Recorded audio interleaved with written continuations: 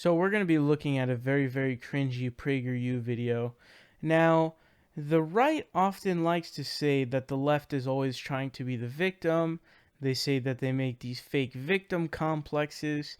And most of all, that they're SJW snowflakes, people whose feelings get hurt over nothing. They're super PC, PC being the key word here. But what we're going to be looking at is this video from PragerU that is advocating for I think it's like just say Merry Christmas, because he is absolutely triggered about the whole Happy Holidays thing that's going on now, because some businesses like Starbucks will put Happy Holidays on their cup instead of Merry Christmas, because not all of their customers celebrate Christmas. So so they don't do it, and Dennis Prager is definitely not happy about this. Check it out. We're going to come talk about it. The change from wishing fellow Americans Merry Christmas to wishing them Happy Holidays is a very significant development. Proponents of Happy Holidays argue it's no big deal. Proponents of Merry Christmas are making a mountain out of a molehill. But the Happy Holidays advocates want it both ways. They dismiss opponents as hysterical, but at the same time, in addition to replacing Merry Christmas with Happy Holidays, they have relentlessly pushed to replace Christmas vacation with winter vacation and Christmas party with holiday party. So then, which is it? Is all this elimination of the word Christmas important or not? The answer is obvious. It's very important. That's why so much effort is devoted to substituting other words for Christmas. And these efforts have been extraordinarily successful. In place of the universal Merry Christmas of my youth, in recent decades I have been wished Happy Holidays by every waiter and waitress in every restaurant I have dined, by everyone who welcomes me at any business, by my flight attendants and pilots, and by just about everyone else. When I respond, "Thank you, Merry Christmas," I often sense that I've actually created some tension. Many of those I wish Merry Christmas are probably relieved to hear someone who feels free to utter the C word, but all the sensitivity training they've had to undergo creates cognitive dissonance. The opponents of Merry Christmas and other uses of the word Christmas know exactly what they're doing.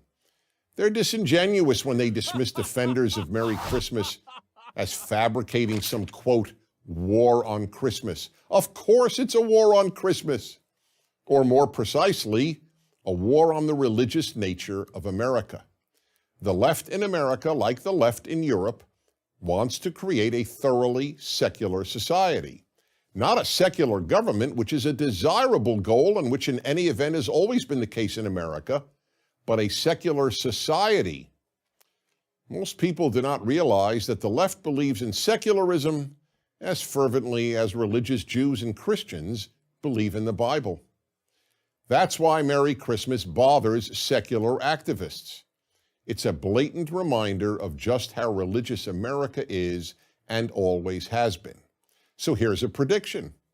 Activists on the left will eventually seek to remove Christmas as a national holiday.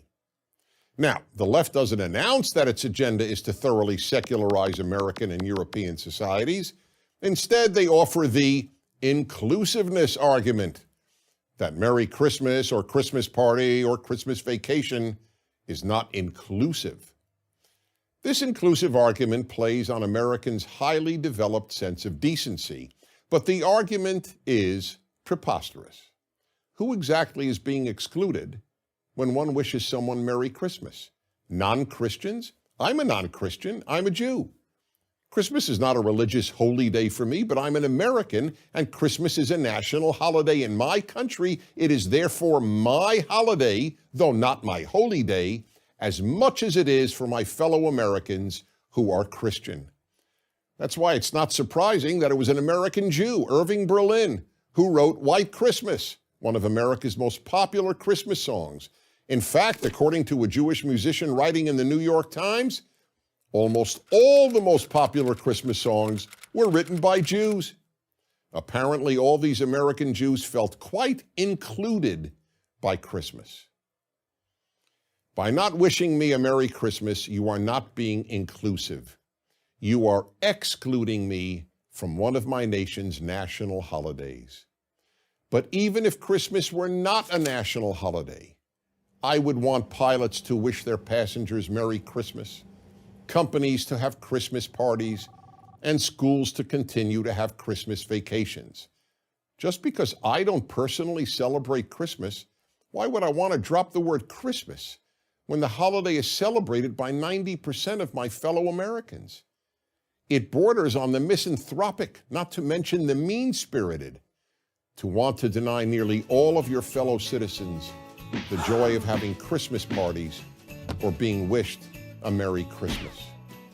The vast majority of Americans who celebrate Christmas and who treat non-Christians so well deserve better. So please say Merry Christmas and Christmas party and Christmas vacation. If you don't, you're not inclusive. You're hurtful. I'm Dennis Prager.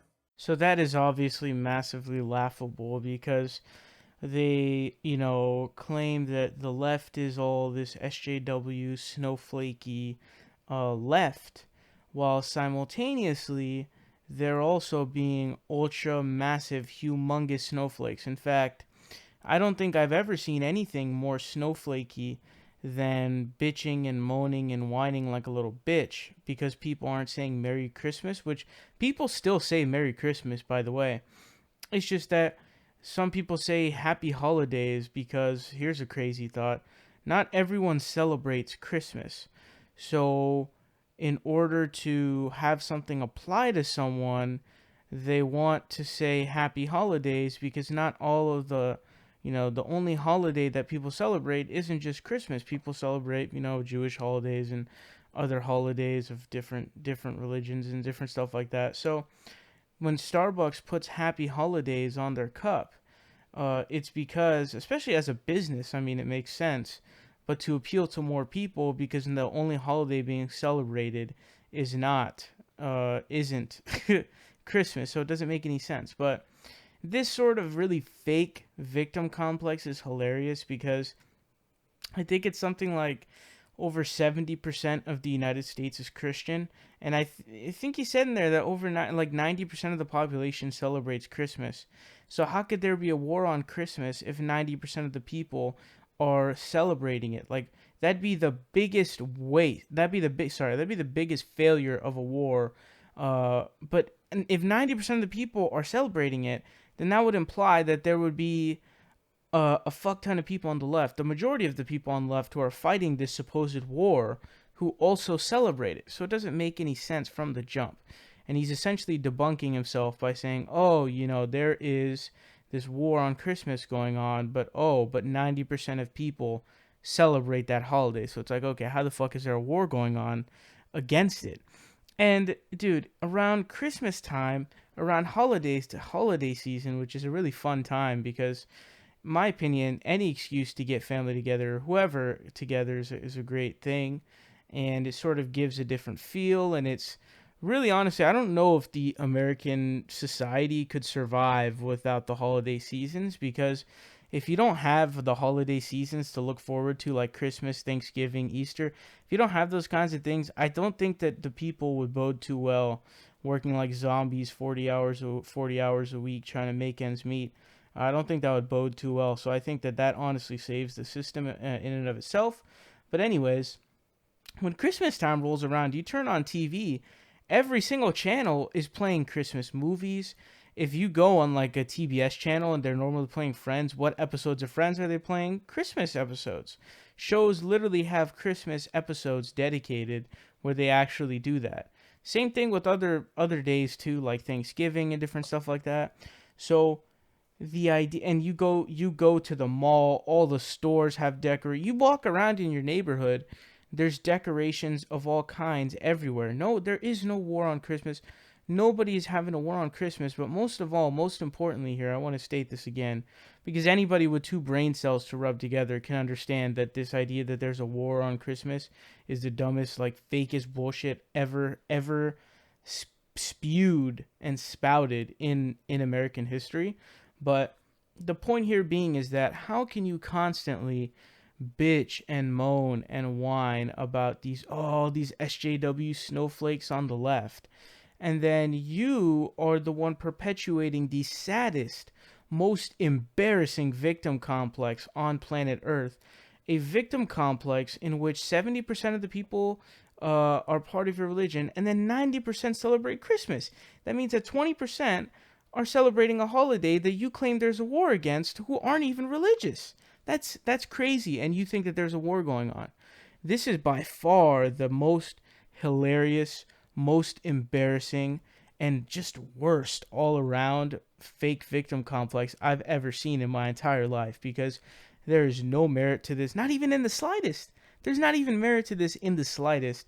And the simple idea or even thought that there is any merit behind this is definitely the biggest joke on the planet. So PragerU and all the conservatives, and this is something that Fox News has been perpetuating, although it's calmed down because a lot of those geezers are gone now, and it's been replaced by more Tucker Carlson New Age type guys who are even worse in some respects. But anyways, let me know your thoughts down below. But yeah, PragerU snowflakes, snowflakey as shit. It's melting. Someone grab a glass.